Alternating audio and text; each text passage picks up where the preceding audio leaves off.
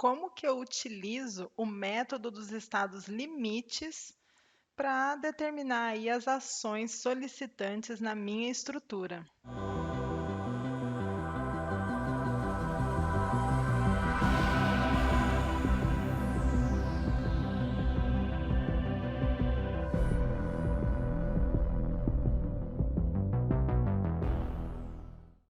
Então, o método dos estados limites nos fala que nós vamos usar coeficientes nos valores das ações, certo? Primeiro, quem são as ações, segundo essa norma? A NBR 8681. Como que ela distingue as ações? Bom, ela divide os carregamentos em três tipos. Nós temos as ações permanentes, vocês já ouviram sobre isso, mas aqui a norma ela detalha em permanentes diretas e permanentes indiretas. As permanentes diretas, que vocês já conseguem deduzir aí intuitivamente, que são o peso próprio dos elementos de construção, peso próprio da estrutura, da parede, dos equipamentos, dos empuxos. E a norma também fala de ações indiretas, que são constituídas por deformações impostas, recalques de apoio, imperfeições geométricas, ou mesmo a proteção, no caso de concreto protendido, porque geram ações permanentes na estrutura. Então, ações permanentes indiretas são aquelas forças que são ocasionadas por algum acontecimento do material, por exemplo, como a fluência do concreto provoca uma diminuição nessa pedra. Isso é uma ação indireta. A norma fala das ações variáveis, que vocês também já viram, mas aqui ela define em variáveis normais e variáveis especiais. As variáveis normais são ações aí com grande probabilidade de ocorrência, de tal forma que é obrigatória a sua consideração no projeto. Já as ações especiais são ações aí de natureza ou de ações com cargas de intensidades especiais. E por fim, as ações excepcionais, que são as ações decorrentes de casos excepcionais, como por exemplo, explosões, choques de veículos, incêndios, enchentes, fatos excepcionais que, prestem atenção, eu preciso prever que podem acontecer. Ainda não acontece, mas eles podem acontecer.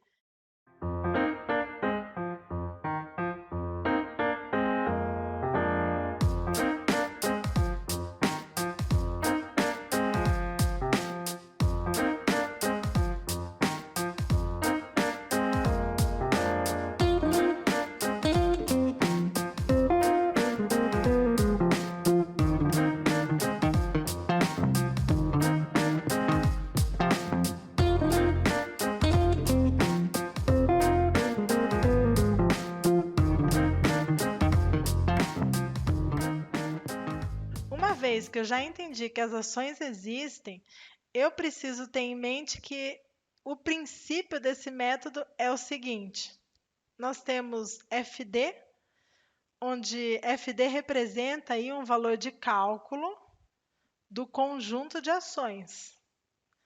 Esse FD é formado por um gama F, que é o coeficiente de ponderação, que leva em conta as incertezas da vida, dos valores característicos, e nós temos FK, que é de fato aí um valor característico.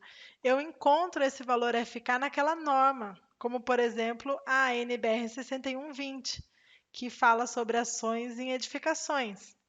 Mas eu também tenho outras normas que falam de valores característicos, como por exemplo a NBR 7188, que fala das ações que eu devo considerar no cálculo de uma ponte, de um viaduto, de uma passarela, de uma garagem.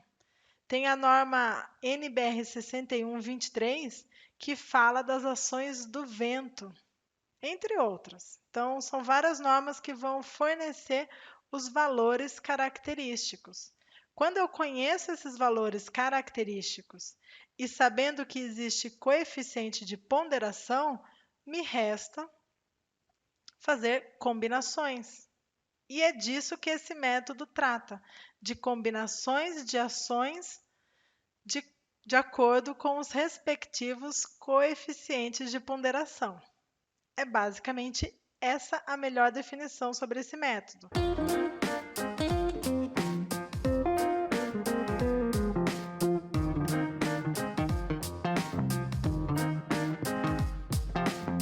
Mas para a gente falar dos coeficientes de ponderação, a norma distingue entre os coeficientes utilizados no estado limite de serviço, que eu vou chamar de ELS, e os coeficientes usados no ELU, estado limite último.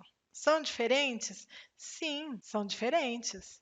O estado limite de serviço me indica combinações de serviço das ações.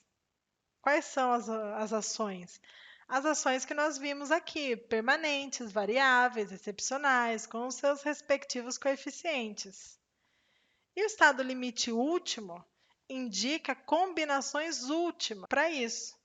Também me apresenta aí coeficientes que serão combinados com essas ações. Então vamos ver assim cada um deles. Na norma, eu posso visualizar o seguinte: para o estado limite de serviço, existem três formas maravilhosas de fazer aí as combinações. Quais são essas formas magníficas? Eu tenho combinações quase permanentes. O que significa isso? É intuitivo, você já sabe o que significa. É isso mesmo que você pensou. São combinações quando eu tenho ações que podem atuar durante grande parte do período de vida dessa estrutura. Ou seja, são todas quase como ações permanentes. Combinações frequentes são combinações que eu uso para situações onde as ações se repetem muitas vezes, ações que frequentemente acontecem. E, intuitivamente, combinações raras, são ações que só acontecem aí durante um período muito curto da vida útil da estrutura, ou seja, raramente acontecem. Com o resultado desses esforços na estrutura, eu comparo o comportamento da peça com os valores limites de serviço. Coloquei também aqui a definição da norma. Combinações de serviços são consideradas todas as ações permanentes e as ações variáveis correspondente a cada um dos tipos de combinações. Então, esse ponto é importante. Na combinação em serviço, eu vou considerar todas as ações permanentes, todas, e vou combinar com ações variáveis correspondente a cada um desses tipos de combinações. A minha ação variável ela é quase permanente, ela é frequente, ela é rara. A norma específica orienta qual combinação deve ser usada. Quando eu falo a norma específica, seria a norma de dimensionamento, como a NBR 8800 para estruturas metálicas, que é o nosso caso. Então, vamos fazer uma analogia. Vamos pensar o seguinte: aqui, uma situação de um carregamento variável aí quase permanente. Na primeira figura, as cadeiras são peças móveis. Então, eu não posso falar que a cadeira é uma ação permanente, porque eu posso ir lá e retirar essa cadeira. Ela não é carga permanente. Ela é carga variável, mas qual sala de aula que não tem aí pelo menos uma meia dúzia de cadeira? Então, esse carregamento é uma analogia. Esse carregamento, ele está presente praticamente durante toda a vida útil da estrutura. Praticamente sempre está lá na sala de aula. Agora, uma combinação frequente, a gente poderia fazer aí essa brincadeira e pensar nos alunos nas salas de aulas. Então, são ações que, exceto nas condições aí de pandemia, se repetem muitas vezes, mas não são quase permanentes porque vocês não moram na escola. Então, vocês ficam aí no período da escola, num determinado horário, parte do seu dia. Então, não é igual a cadeira que fica lá dia e noite.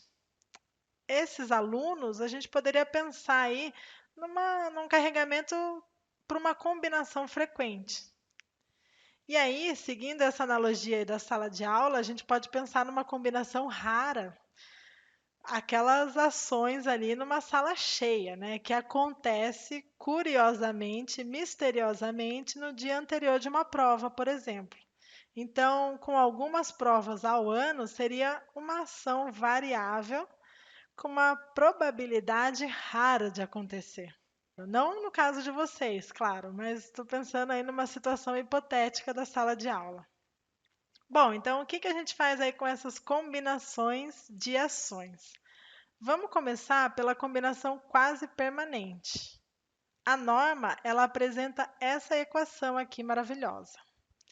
E ela diz que o valor de cálculo das ações para a combinação de serviço quase permanente é composta por a somatória dos carregamentos ou das ações permanentes nos seus valores característicos, mais a somatória das ações variáveis multiplicadas por um fator de redução, π2, no caso aqui dessa combinação, de uma combinação quase permanente. Um fator redutor, eu disse. Significa que é um número menor do que 1. Então, aqui eu estou minorando a intensidade de uma ação na estrutura.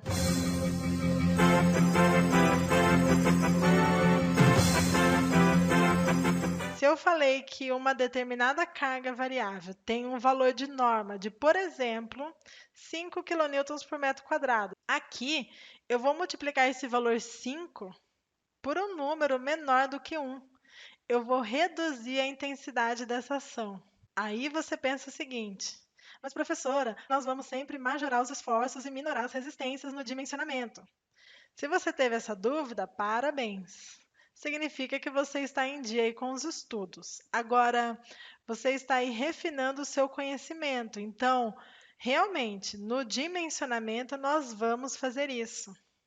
Mas aqui, nós podemos usar essa combinação para, por exemplo, verificar as flechas numa viga que já foi construída, ou seja, que está em serviço.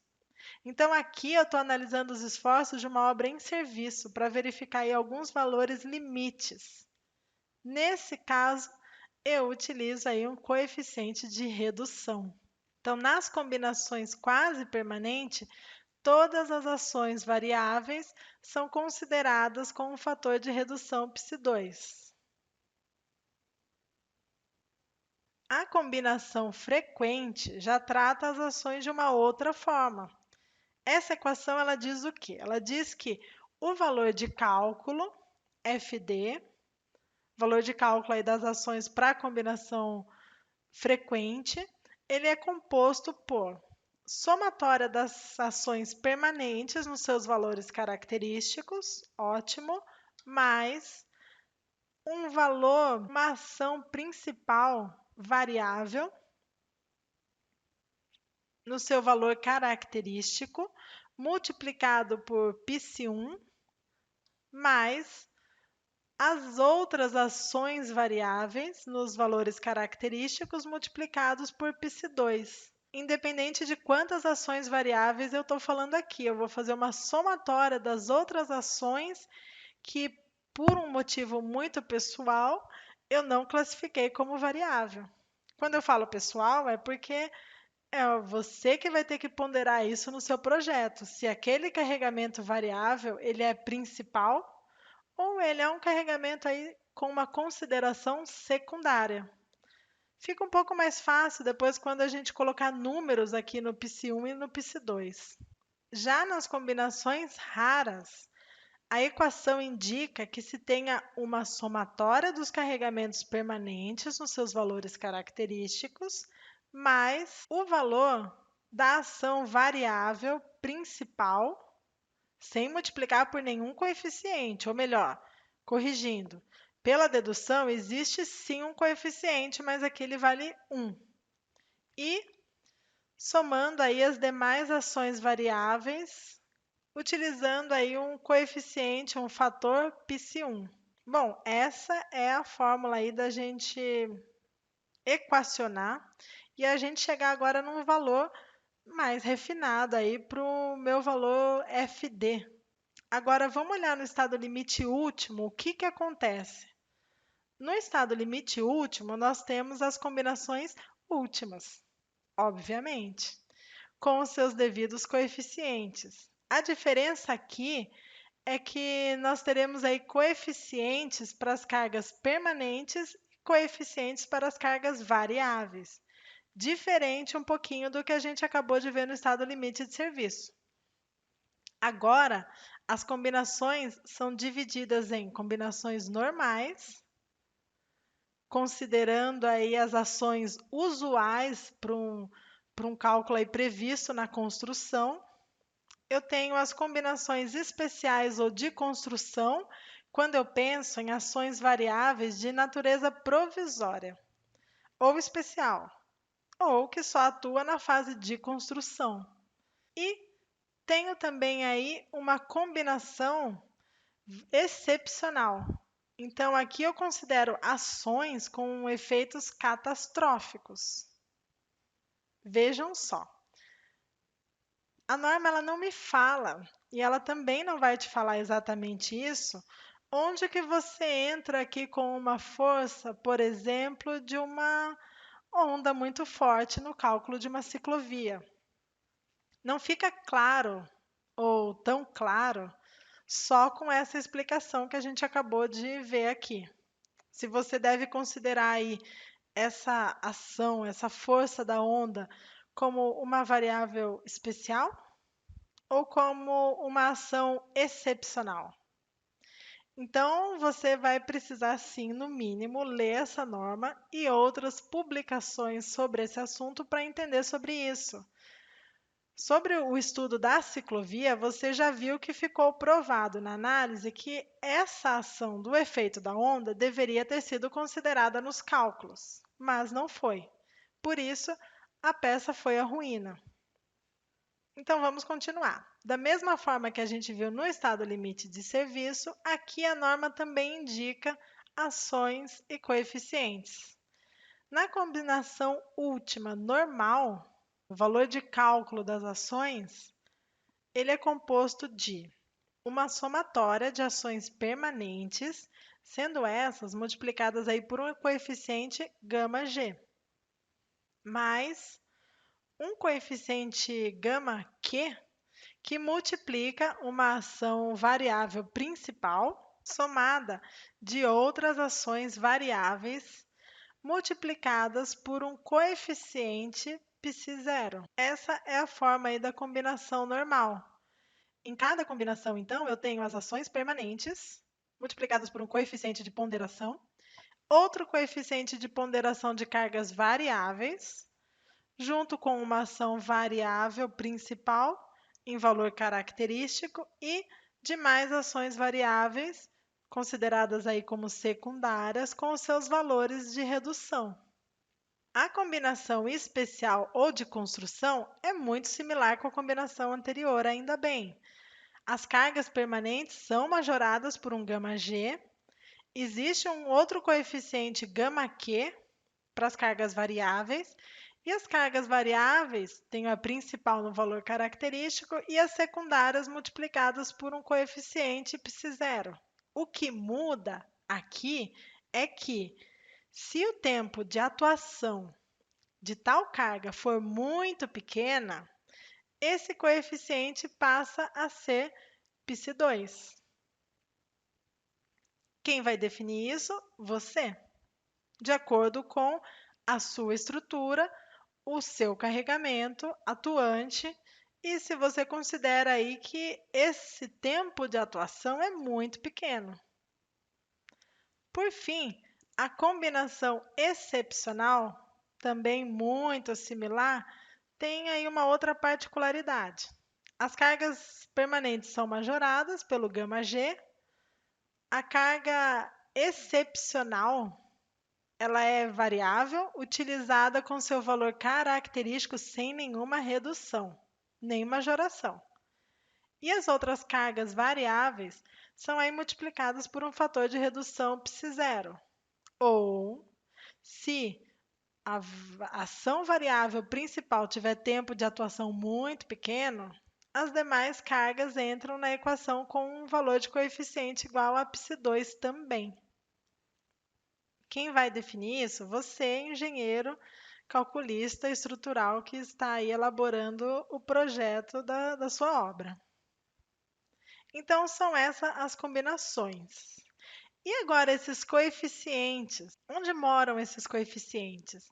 Antes de a gente ver isso, de eu mostrar isso para vocês, deixa eu explicar assim um pouquinho, uma forma bem rápida, a origem desses coeficientes, para que vocês possam entender aí onde encontrar esses valores na norma e entender o que que a norma está apresentando aí como coeficientes. Vamos fazer um resumo assim muito simplificado, mas extremamente útil, que certamente você vai consultar aí mais de uma vez, então vale até a pena anotar isso.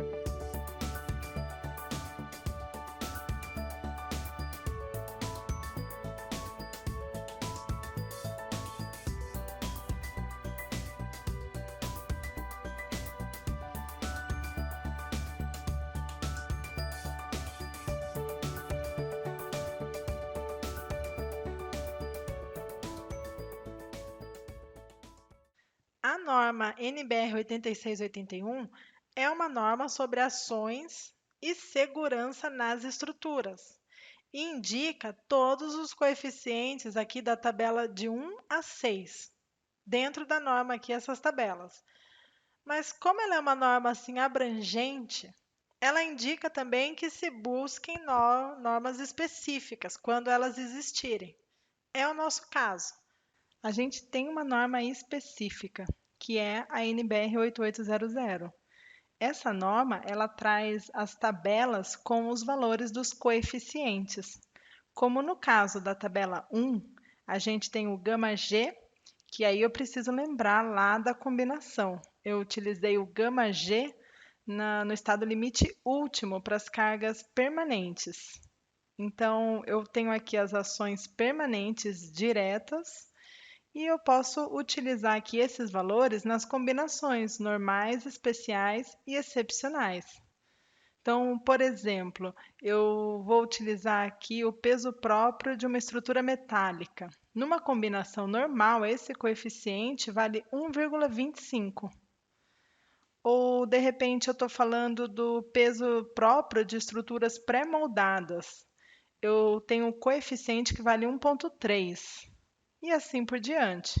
bem como as ações indiretas permanentes. Aí eu tenho também, na mesma tabela, alguns valores de coeficientes para gama Q, que são as ações variáveis. E aqui eu falo sobre efeito de temperatura, ação do vento, ações truncadas, que tem até uma letra aqui que vai indicar o que significa isso na norma. Aconselho que vocês busquem lá na norma. E tenho também o coeficiente para as demais ações variáveis, incluindo as decorrentes do uso e ocupação. Nós vimos outros coeficientes, que são o psi0, o psi1 e o psi2. Esses fatores de combinação e de redução, a gente viu lá na descrição das combinações. Então, aqui eu encontro esses coeficientes. Quando eu tenho ações variáveis causadas pelo uso e ocupação, eu preciso escolher ou verificar no meu projeto se essa ação variável, de repente, ela está atuando em locais onde não há predominância de pesos e equipamentos que permaneçam fixos por longos períodos de tempo, e também não se trata de elevadas concentrações de pessoas. Nesse caso, eu utilizo esses coeficientes. Agora, quando eu falo de locais onde tem predominância de pesos e equipamentos que ficam lá fixos por longos períodos, ainda que eu esteja falando de um carregamento variável, eu tenho aqui outros coeficientes. Reparem, por exemplo, no psi1. Se eu falo de um local onde não tem predominância de peso, eu vou multiplicar a minha ação variável por 0,4. Vou considerar 40%. Agora, quando eu falo um local que eu tenho predominância de peso e equipamento que vai ficar fixo lá, eu vou multiplicar por 0,6. Então, eu aumento a consideração dessa ação. Isso é o que a gente falou lá atrás sobre um método que considera algumas questões aí probabilísticas. Quando eu tenho, por exemplo, bibliotecas, depósitos, eu tenho esses outros fatores, bem como aí os demais parâmetros para vento, temperatura, cargas móveis. E essa basicamente é a tabela que trata sobre esses valores aí dos coeficientes. E o caminho que nós vamos seguir é basicamente esse. Nós vamos comparar valores resistentes e solicitantes. E o importante que diz na norma, devem ser verificadas em relação a todos os estados limites e todos os carregamentos especificados para o tipo de construção considerada. Ou seja, em qualquer caso da vida, deve ser respeitada a condição. Resistência dos materiais deve ser maior ou igual à solicitação das ações. Quando você não considera nos seus cálculos um determinado carregamento, uma determinada solicitação, uma determinada ação, no meio ali das suas combinações, o que acontece é exatamente o que vocês viram aí no começo da aula, um acidente como o da ciclovia Timaya. Na análise, foi provado que não foi considerado o valor de uma ação variável que entraria onde nas contas? Exatamente onde a gente viu hoje, nas combinações de ações para dimensionar aquela estrutura em concreto. Um dos réus, até interessante isso, na sentença diz o seguinte, que um dos réus alega que não tem culpa porque não existe uma norma específica para isso, ou não tem esse item de forma explícita na norma. E é sobre isso que eu estava falando com vocês no começo da aula. Ninguém, além de você, vai te dizer quais carregamentos você deve utilizar no cálculo da sua estrutura. Você não pode, por exemplo, utilizar a mesma ação ou o mesmo valor de ação, por exemplo, de um vento no prédio lá em Boa Vista, Roraima, como foi feito aí no caso da ciclovia, para quem leu aí a análise. Eu tenho certeza que em nenhuma lista de exercícios ou numa prova de faculdade apareceu de repente aí uma situação para fazer a combinação no estado limite último, considerando uma ação variável de um impacto de uma onda muito forte. Então, os exercícios, eles são um exemplo de como a gente deve fazer. Para isso, eu trouxe aqui um exercício, um exemplo de um exercício resolvido que vai ficar muito mais fácil de entender tudo o que a gente falou até aqui. Então, dá uma olhada nesse link que ele trata sobre combinações dos esforços utilizando a NBR 8800. Agora você vai entender como de fato a gente vai trabalhar com essas ações, quando eu não tenho certeza do que é uma ação variável principal ou secundária. Nesse exercício, ele faz a verificação em uma chapa de ligação, como essa estrutura que está aqui em vermelho nessa figura. Então, bons estudos e até a próxima!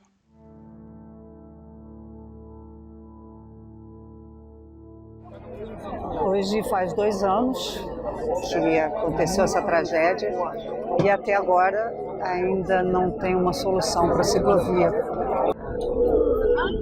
Então eu vejo que, além dos erros de projeto, de cálculos, de fiscalização, de tudo, eu acho que continua o erro de insistir no que não está dando certo. Alguns trechos da ciclovia são muito perigosos e o próprio CREA não dá o aval para a obra, né, o projeto. E eu vejo que tantas falhas que não foram pensadas na época do projeto, onde tantas cabeças pensantes se reuniam para avaliar o projeto. Pelo menos agora, depois dessa tragédia, que a gente pense nas outras possíveis falhas que nós já sabemos que tem a ciclovia, são várias, não tem pontos de escapes, ela é estreita, se acontece algum acidente, se alguém tem que carregar a bicicleta. Eu sou Márcia Marinho de Albuquerque, irmã do Eduardo Marinho de Albuquerque, que faleceu junto com o Ronaldo na ciclovia.